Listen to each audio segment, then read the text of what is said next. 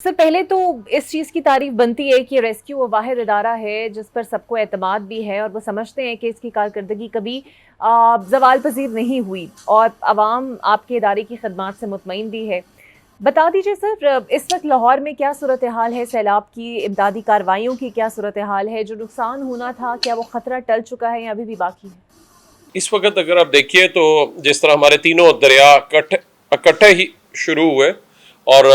जिस वक्त पहले सतलुज में आया, फिर उसके बाद रावी और साथ ही फिर चिराब भी जो है वो एक्टिव हो गया, तो और बहुत जो है सीरियस सिचुएशन बनी जो हमारी सियालकोट के अंदर खुसूस तौर पे, क्योंकि वहाँ पे जो रिएक्शन टाइम है वो बहुत कम होता है आपका। वहाँ पे दोनों नाले इकट्ठे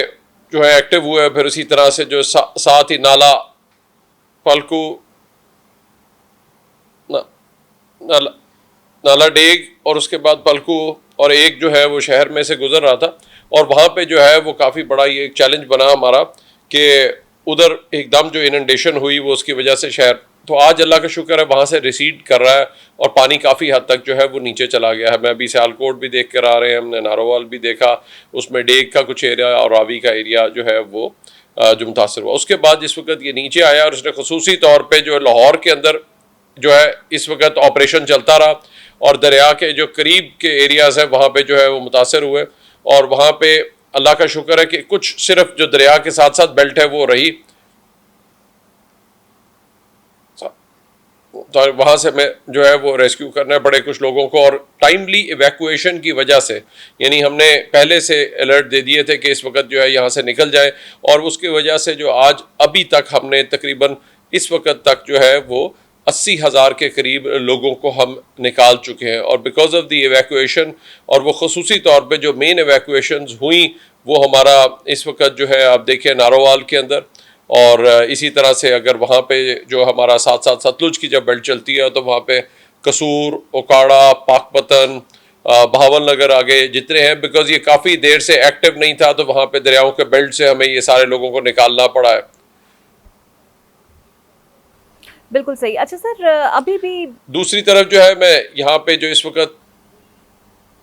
जी, आपके ख्याल में वो कौन से अजला जंग हैं? में इस वक्त सिचुएशन जो है वो पहुंची जी जी जी सर, मैं पूछना यही चाह रही थी, आप उन अजला का ही जिक्र कर रहे थे कि कौन से अजला अभी जी भी आप समझते हैं बहुत ख़तरनाक है और रेस्क्यू टीमों को बड़ी मुश्किलात वहाँ पर पेश आ रही हैं अपनी कार्रवाइयों में? देखिए सबसे बड़ा चैलेंज जो है वो यहाँ पे हमें जंग के अंदर जो है वहाँ पे चूँकि साहब वहाँ पे आएगा, और वहाँ पे भी प्रॉब्लम देखते हैं, ब्रीच करना पड़ेगा, और ब्रीच और वहाँ पे जितने एरियाज़ हैं वहाँ से हमने साइड से वैक्यूएट कराए और वहाँ से लोगों को जो है वो निकाल लिया है, ताकि वहाँ पे कोई भी नुकसान जो है वो ना हो और कोई भी जानो माल का नुकसान ना हो। मवेशी भी हमने साथ साथ जो है वो लोगों के रेस्क्यू किया, बिकॉज उसके बगैर लोग निकलते नहीं है। मेरी खसूसी तौर पे जो इस वक्त आपकी से अपील जो होगी वो ये होगी, जो अभी भी मैं ये जो सारे एरियाज़ देख कर आ रहा हूँ उसके अंदर लोग अभी भी देखने के लिए, बच्चे पानी वहाँ पे खड़ा होता है उसमें नहाने के लिए चले जाते हैं, जिसकी वजह से, और फिर सेल्फियाँ लेने के लिए पानी के करीब जा रहे हैं, कुछ और इस तरह के जो भी मुझे कुछ वाक़यात पता चले जहाँ पे लोगों ने इस किस्म की चीज़ें करते हुए पानी में गिरे, फिर उसके बाद जब उनको वार्निंग दी जाती है उस वक्त टाइमली निकल जाएं। तीसरी चीज़ जो है इस वक्त उस पानी में मत जाएं, अवॉइड करें कि इस वक्त आप थोड़ी देर अगर बाहर रहेंगे तो आप जल्द की बीमारियों से, दूसरी चीज़ों से सबसे बच सकेंगे। तो इसलिए जो इस वक्त बेस्ट चीज़ है वो यही है कि जब आपको एक वार्निंग दी जाती है, ये अनप्रेसिडेंटेड है, कितने सालों में इस तरह का जो है वो सैलाब नहीं आया कि तीनों दरियाओं में इकट्ठे जो है वो इस किस्म की सिचुएशन बने, और यही जाके फिर साउथ में भी जाएगी। रावी में भी इतना पानी 2 लाख से ऊपर रहना और 2 दिन यानी पूरा दिन ये इसी तरह से जो चलते रहना उसका, तो ये एक बहुत बड़ा वो है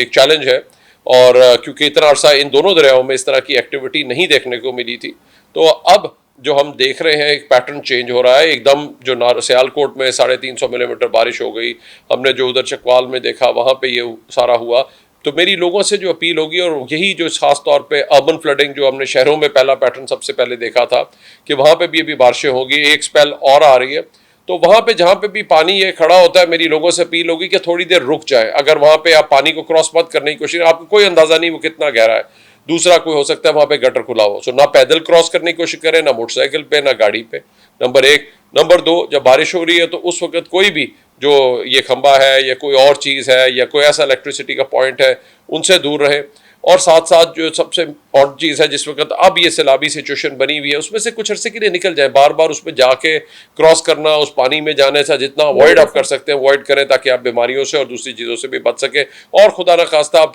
किसी कोई गहरी जगह आ जाए तो तो डॉक्टर साहब, अभी तक रात को भी अमवात ऑपरेशन कितनी कर रहे हैं। रिकॉर्ड हुई हैं, और जो लोग आरजी कैंप्स में मुंतकिल हो चुके हैं उनके खाने पीने का क्या बंदोबस्त हो रहा है? जी, उसके लिए बाकायदा हुकूमत एक पूरी मीटिंग्स कर रही है, रात को भी उन्होंने किया है। अभी भी डिस्ट्रिक्ट के अंदर सारे लोग एक्टिव हैं और वहाँ पे जहाँ पे भी ज़रूरत है जहाँ से वहाँ से निकाल के जा रहे हैं, वहाँ पे ज़िली इंतज़ामिया, PDMA उनके लिए खाने का और बाकी चीज़ों का भी बंदोबस्त कर रही है। और ये सारी चीज़ें जो है वो इंतज़ामात वहाँ पे किए जा रहे हैं। और ये जो है वो जितना बड़ा सैलाब आया और ये तो टाइमली इवैक्यूएशंस हो गई हुई हैं, उसकी वजह से अल्लाह ताला का शुक्र है कि उस तरह की एक नंबर ऑफ डेथ्स और वो उस तरह से नहीं है जितनी एंटिसिपेटेड थी। अगर ना निकाला जाता है कुछ और तो आप सोच सकती हैं कि ये क्या होता। बिल्कुल।